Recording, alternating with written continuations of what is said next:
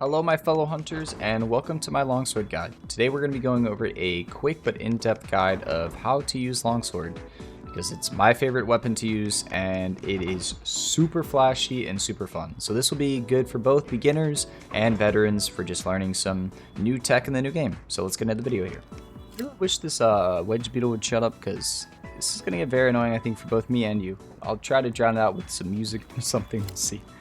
But anyway, let's get into the weapon here. So what is longsword? So for my newer players, longsword is a weapon that is focused on learning your monster's movesets in and out. What I mean by that is obviously by learning their attack patterns. And what you're going to do with that is then counteract their moves or parry their moves with our various parry moves that come with the longsword that allow you to build up your gauge even further. Now, what is the gauge, you might ask? So the gauge is that bar right below your sharpness meter where you can actually do a various combo of Y and B attacks to then fill up the gauge looking something like this. Hitting a couple Ys, maybe a couple Bs. Now once it's filled up entirely, you're going to be able to access some new moves called your Spirit Blade combo. These are the right trigger hits, so hitting the right trigger 4 times. Will then fill up your meter to a different gauge. So now you're going to go from basic gauge to white gauge. Now it is always a 4-hit combo to max it out, but there are ways to shorten that combo by doing something like a fade slash. So what I recommend to do is enter the fight by hitting a overhead slash, then hitting your fade slash. So it'll be Y and YB. So overhead, fade slash will fill up your combo enough just with those 2 hits to actually complete a full Spirit Blade combo, but you're going to actually be able to skip an entire move altogether. So you're going to skip the first Spirit Blade, go to Spirit Blade 2, Spirit Blade 3, and then you'll hit the Spirit Blade round slash to fill up your gauge. So you can do this 3 times. It's an easy way to skip a quick step and then immediately get into red gauge. Now, there'll actually be a way to completely skip doing all of that combo altogether. Just don't look at that. We'll go over that later. But there'll be a way by using the brand new focus mode in this game to completely fill up your gauge entirely. So see how I'm at white right now? What I can do is hit my focus strike on the weak point. And then boom, we go from white to yellow. It's a really simple, easy way to fill up meter. Now what you actually can do is here, let me get rid of this gauge real quick. Oh, I probably hit the wrong one. That's okay. So what you can do as well, actually, is use your focus mode to then also skip parts of the Spirit Blade combo just like we did with Fade Slash.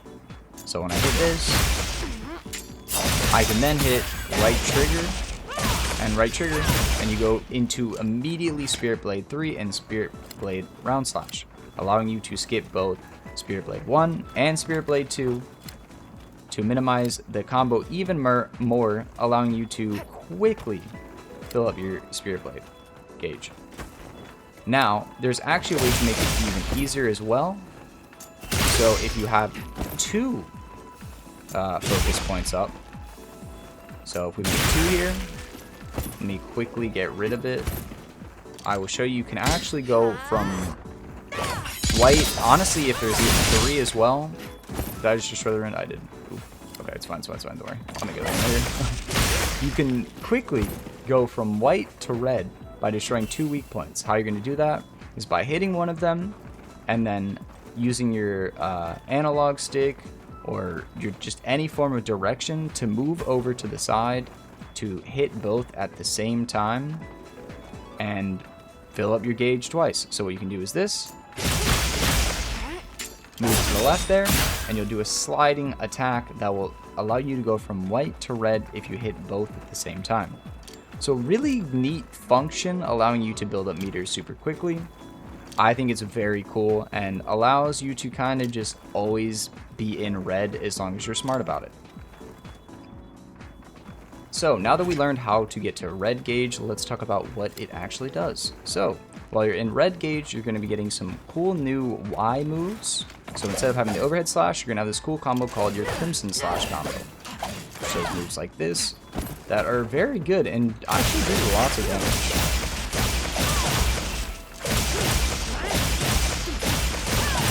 Yeah, so as you can see, pretty fun, pretty cool. A lot of cool stuff. Now you're also going to get a new right trigger move or spirit blade move. So instead of just doing the round slash, you're going to have a crimson spinning slash finisher that'll actually, as you can see, fill up your gauge a little bit to allow you to then continue doing more moves in red stance. So in red gauge, you're also going to get a cool feature. So like we have the original Helm breaker, which is this right here. If you hit right trigger and Y, allows you to hit this cool finisher like that. But we're actually going to be able to take this entire step further, and this will be done by just like the new Spirit Blade combo.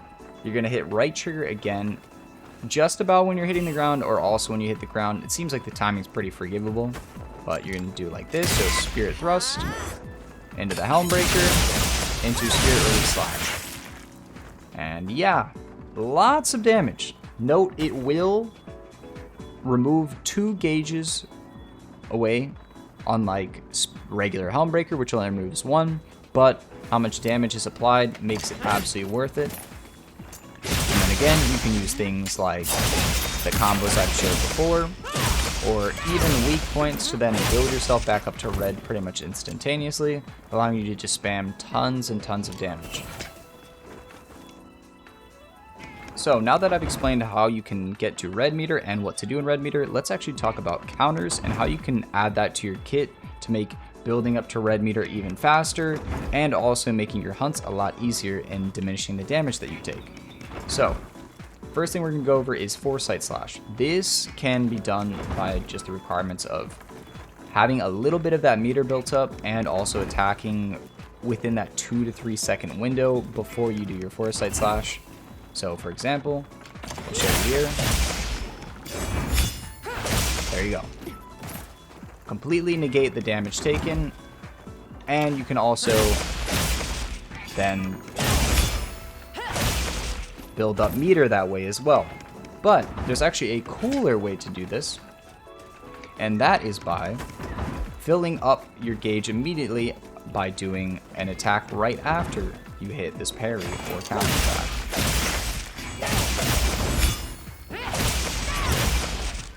So once you finish your Foresight Slash, you're going to hit a round slash to then build up your meter even more. Okay, I messed that one up, sorry. Just longsword tings. There you go. So you can use that as a simple way to actually build up your meter even more. Let's let me waste this meter real quick so I can show you the really cool stuff. Now, this is also involved in not even just counter tech. This is a move you can utilize to actually help with just meter gain itself. And this is called your, hold on, your special sheath. So you can hit Y to actually, as you can see, the bar is kind of glowing now. When I hit my attacks, what actually happens is that over time, it'll fill up the meter, allowing meter gain to be even faster. Super useful tool. But there's actually a counter move alongside it called the Lie Spirit Slash. And that is the same button as you would hit for Spirit Blade. And what you do, okay, I sheathed a little too early, is once the monster attacks, you hit the same button as for Spirit Blade, you do a Lie Spirit Slash. This will allow you to fill up your meter, negate the damage taken, and also hit 2 massive ticks of damage if it hits properly. This counter can be a little wonky with monsters, I will say. Sometimes they'll completely disappear from it. Sometimes it'll just barely whiff, so you won't get your gauge built up. It can be a little bit more annoying to do. And also the iframes required for it are a little bit more stressful in comparison to Foresight Slash. So that's why I'm always a Foresight Slash type of person. But look, almost doing 400 damage for that tick right there is pretty crazy. Now there is one more counter move I do want to talk about, and that is within the red gauge. So when you're in red meter here, actually let's build right back into it so I don't lose it. So I'm in red here. You're actually going to get a completely different version of the foresight slash, which is going to be a spinning foresight whirl slash. Right here. Do kind of like a backflip like that type of thing. And this will allow you to do a round slash and do a crimson slash to build up a bunch of meter. And note, when you do hit the kicking points of it, since it does a couple ticks of damage, it will actually fund you a little bit of meter back itself. So hitting that parry will actually help you stay in red even longer, which I find to be super cool. And it is very, very fun. The animation's awesome. The only negative about it I can say is that it launches you back a little bit, which can sometimes move you out of the way of monsters or make you miss attacks if they're moving or something like that. But still, all of the counters are super cool to use. They're not the easiest to hit for newer players, I will say that. It will take a little bit of time. Some people actually might be able to just pick it up instantly and be able to learn the movesets, counter stuff if they play games similar to this, but don't be discouraged if you can't hit the counters all the time. I miss them all the time, as you can see by me missing some on this bot. It's really easy to not time everything perfect, but I'm telling you, when you hit that zone of just hitting every counter back to back to back to back, it just has to be the most satisfying thing in the game for me. So yeah, hope you guys enjoyed the video. Hope you gained some valuable knowledge as well on how to use the longsword, because for me, it's just the most satisfying weapon to use in this series. I think hitting the perfect parries, hitting helm breakers, and the finishers are just super satisfying, because it does loads of damage, and you can just go through parts of fights, even sometimes entire fights, without even taking a single hit of damage. It's super cool. I highly recommend trying it out. But anyway, I'll see you guys in the next one. Probably going to be a longsword build video, and I'll also make an endgame guide so you can figure out what you need to do and what to farm. But yeah, see you guys next one. Peace.